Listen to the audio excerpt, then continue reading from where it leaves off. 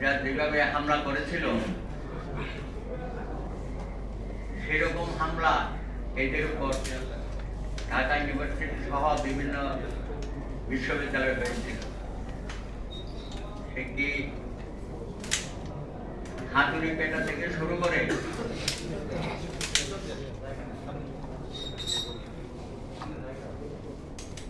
রামদা নিয়ে hockey stick তো ছিলই, যেভাবে কোপাকুপি হয়েছে, হাতুড়ি দিয়ে হাড় ভেঙে দিয়েছে, এই সমস্ত ঘটনা তাদের উপর দিয়ে গেছে আমরা দেখেছি।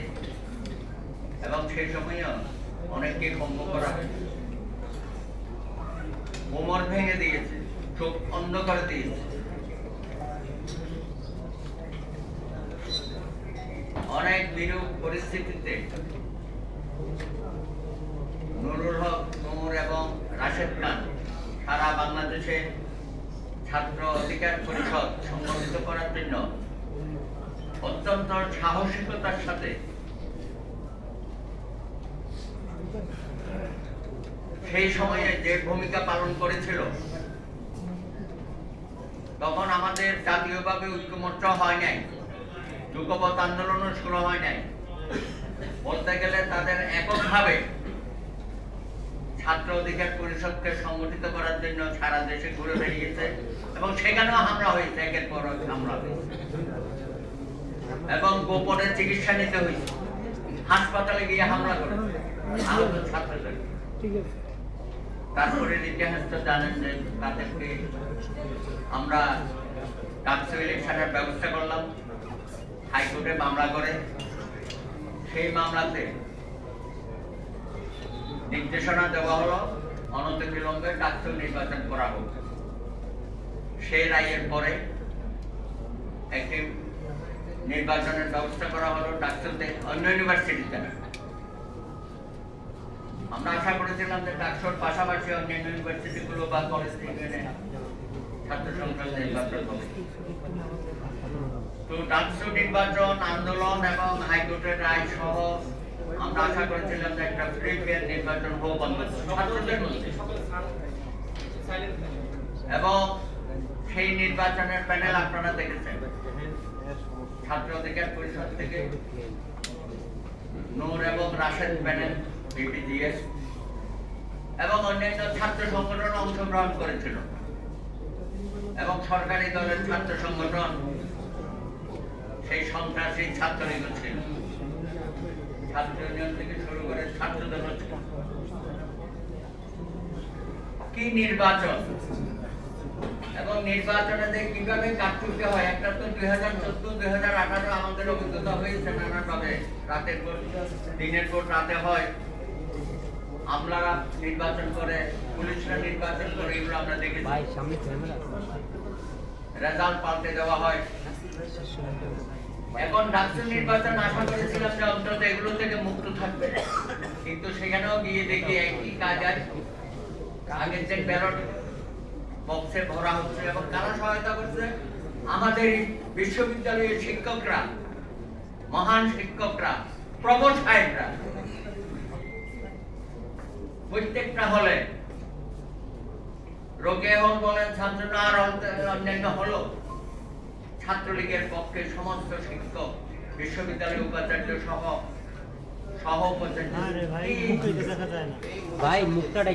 নোংরা ভাবে কাজগুলো তারা করছে। এরা হয়েছে বিশ্ববিদ্যালয়ের শিক্ষক, আমাদের সম্মানিত। এখনো তাদেরকে আমরা বহাল দেখি, আমরা তো মানতে পারি না যারা এইসব অন্যায় অবিচার করেছে। একটা ডাকসু নির্বাচনে রাশেদ আর নুরুকে হারানোর জন্য বা তাদের প্যানেলকে হারানোর জন্য এমন কিছু আগাম ভাবছিল না, তারা করে নেই। এবং সেই সময়ও নির্বাচনের সময়ও তাদের উপর হামলা হয়েছে নানানভাবে। তার মধ্যেই নুরু যেভাবে বেরিয়ে আসছে, রাশেদও বেরিয়ে আসছে, কিন্তু আপনারা জানেন যে কি ধরনের কারচুপি শিক্ষকরা করেছে।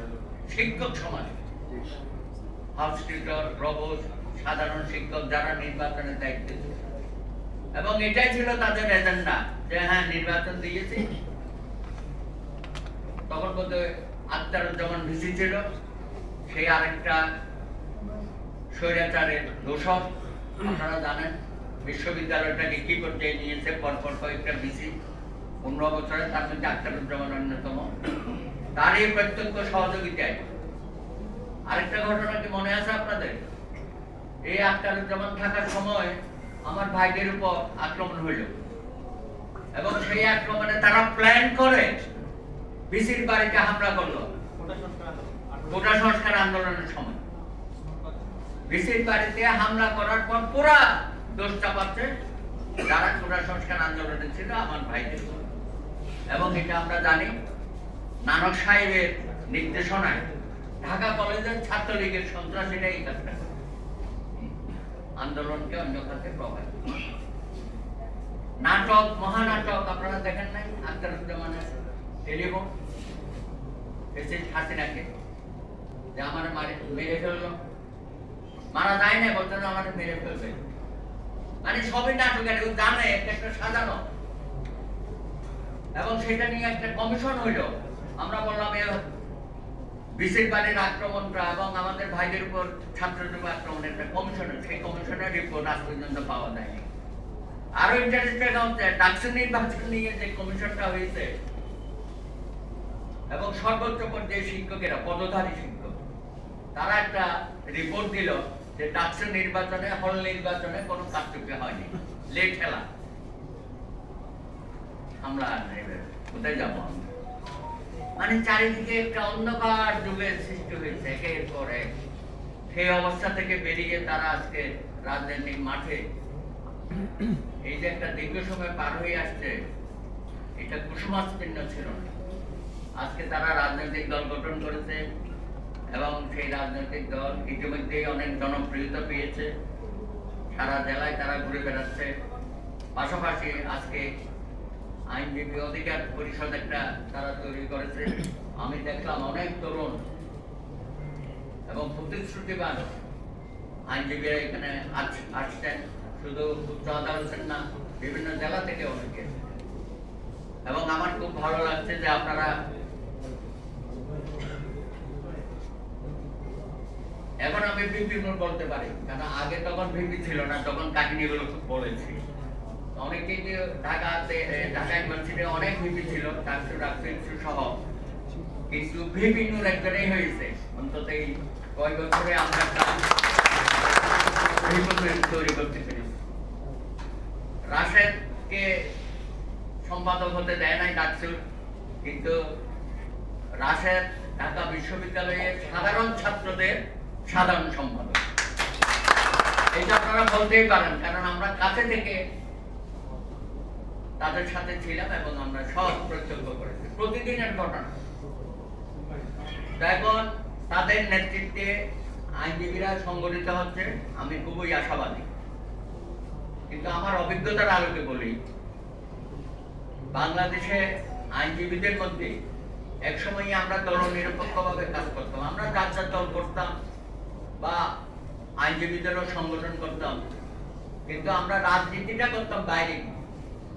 আমরা কোর্টের ভিতর কোন দলীয় রাজনীতি করতাম না।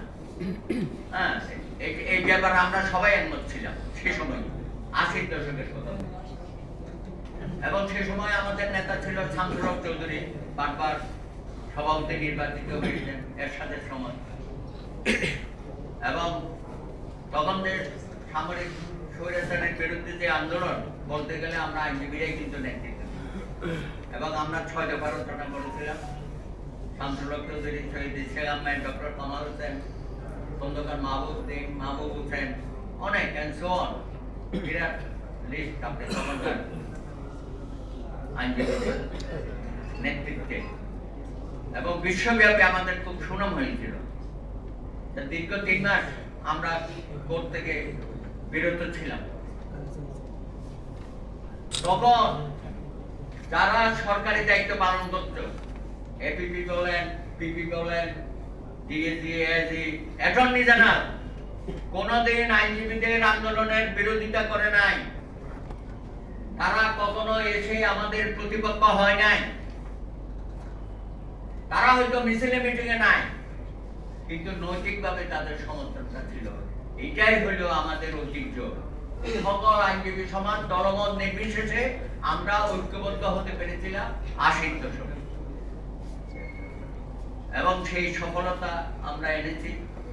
এবং এই যে কেয়ারটেকার যে ফর্মুলা, এটা কিন্তু আমরা আইনজীবীদের 6 দফার মধ্যে আমাদের আন্দোলনের ফসল আমরা এটা এখানে লিপিবদ্ধ করেছিলাম। এবং আমরাই আইনজীবীরা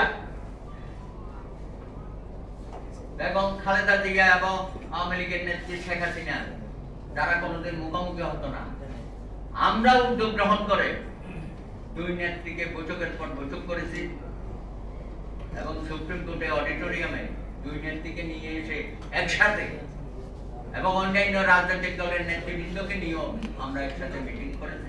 অর্থাৎ জাতীয়ভাবে যাতে একটা ঐক্যবদ্ধ আন্দোলন হয় এরশাদের বিরুদ্ধে, সেই ইতিহাস আমাদের আছে। কিন্তু দুর্ভাগ্য হচ্ছে 90-এর পর থেকে যখন একটা গণতান্ত্রিক অভিযাত্রা শুরু হলো, যখন আমাদের আরো বেশি প্রয়োজন ছিল বিচার বিভাগের স্বাধীনতা, নিরপেক্ষতা, এবং আমাদের বিচারকরা বিচারপতিরা যাতে নির্দ্বিধায় কোন ধরনের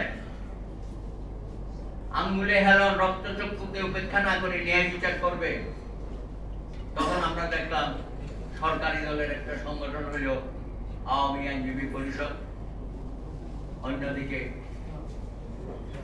না সরকারি দলের হলো তখন বিএনপি, তারা করলো জাতীয়তাবাদী আইনজীবী ফোরাম, আর আওয়ামী লীগ করলো আওয়ামী আইনজীবী পরিষদ। এই শুরু হয়ে গেল আমাদের মধ্যে বিভাজন। হ্যাঁ, আমরা কিন্তু আর কোনো ঐক্যবদ্ধ আন্দোলন করতে পারলাম। আমরা যে আইনজীবীরা এত কষ্ট স্বীকার করলাম, এবং এর সাথে সময় আমাদের প্রায় 300 আইনজীবী কারারুদ্ধ হয়েছিল। সুপ্রিম কোর্টের 13 জন শীর্ষ আইনজীবী কারারুদ্ধ হয়েছিল। Kamal Hossain, Ishtiaq Ahmed, barrister Shawkat Ali Khan, Khandakar Mahbubuddin Ahmed and so on. এগুলো তো আমাদের চোখের সামনেই হয়েছে, কিন্তু সেই ভূমিকা কিন্তু আমরা পরে ব্যর্থ হলাম, কারণ অনৈক্য। এখন এই যে এতগুলো বছর পার হয়ে গেল, প্রায় 30 বছরের বেশি সময় আমরা কিন্তু সেই বিভাজিত সমাজের মধ্যেই আছি। এবং এগুলো, এই বিভাজনটা আমাদেরকে এমন এক পর্যায়ে নিয়ে গেছে যে আমরা এখন নিজেদের নির্বাচনটাই করতে পারি না। এখানে অনেকে আলোচনা করেছে সুপ্রিম কোর্টের নির্বাচনও এখন গত 15 বছরে জবরদখল হচ্ছে। ঢাকা আইনজীবী সমিতিও সরকারি দলের ছায়ায় ওরা একচেটিয়া করে ফেলে। এবং সামনে প্রেস ক্লাবের নির্বাচন দেখেন, গত 15 বছরে ওরাই শেখ হাসিনা ঠিক করে দিত কে প্রেসিডেন্ট হবে, কে সেক্রেটারি হবে, এবং সব নির্বাচনগুলো তারা এক জায়গায় কেন্দ্রীভূত করে। ডাকসু তো নাই, অন্যান্য নির্বাচনও নাই, মানে উনি যারা ঠিক করে দেবেন তিনি সব ব্যাপার। এখন আমরা বলি পার্লামেন্টে একসময় আইনজীবীদের আধিক্য ছিল, 60% ছিল। আজকে সেই জায়গায় আমরা 10% পাচ্ছি না। আজকে উল্টাটা হয়ে গেছে, 80% ব্যবসায়ী হয়ে গেছে।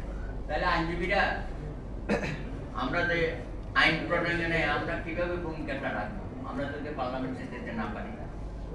সুতরাং এখন তো আইনজীবীদের লক্ষ্য হওয়া উচিত আগামী দিনের সুষ্ঠু নির্বাচনের মাধ্যমে অধিক সংখ্যক আইনজীবীরা যাতে পার্লামেন্টে যেতে পারে এবং সরকারের বিভিন্ন জায়গায় অংশীদারিত্ব আমাদের যেন থাকে।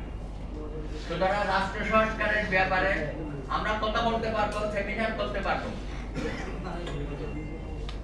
বা কমিশন যেগুলো হয়েছে এগুলো হয়তো আমাদের মধ্যে কেউ কেউ থাকবেন, সদস্য থাকবেন, বা আমাদের কিছু মতামত তারা নেবে, কিন্তু বাস্তবতা হচ্ছে আপনাকে পার্লামেন্টে যেতে হবে। সুতরাং আজকে আপনাদের যে যাত্রা শুরু হলো, আমাদের আইনজীবী বন্ধুরা যারা আপনাদের সাথে সম্পৃক্ত হচ্ছেন, আপনারা অবশ্যই রাজনীতির মাঠে থাকবেন। আর আইনজীবীদের জন্য তো রাজনীতি এই উপমহাদেশের আশেপাশে দেখেন, সারা বিশ্বে দেখেন, যত প্রেসিডেন্ট হোক, প্রধানমন্ত্রী হোক, সর্বোচ্চ পর্যায়ে হোক, সব জায়গায় আমাদের আইনজীবীরা আছে বলেই বহু জায়গায় অনেক পরিবর্তন হচ্ছে।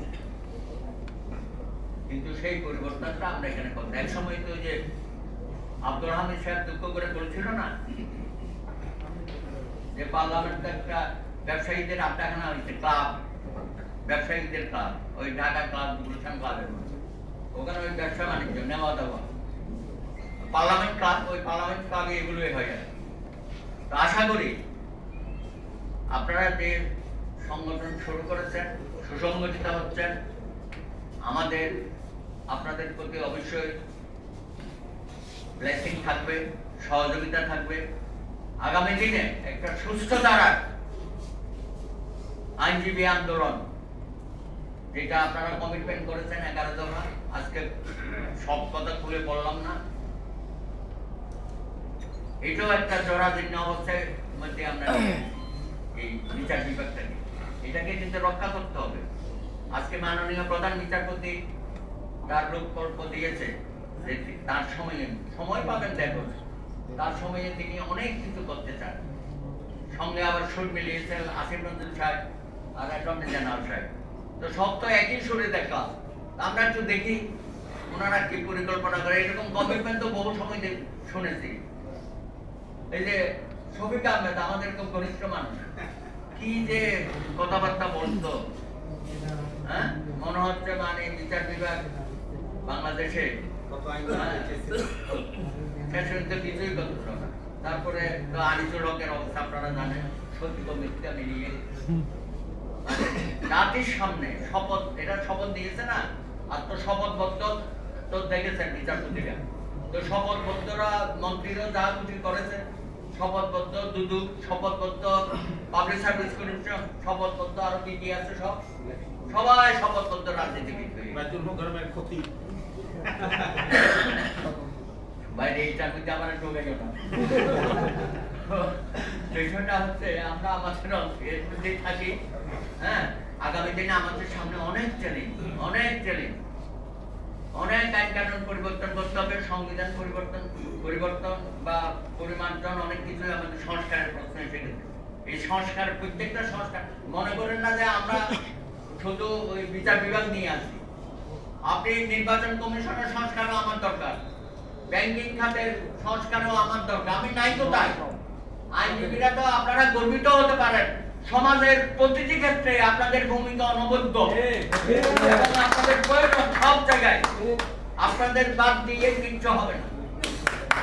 একটা দেশে পলিটিক্যাল গভর্নমেন্ট এবং এখন যে অন্তর্ভুক্তকালীন সরকার, প্রত্যেকেই দেখবেন আইনজীবীর সাহায্য সহযোগিতা ছাড়া চলতে পারবে না। সহযোগিতা আপনাদের কাছ থেকে আমাদের কাছে নিতেই হবে।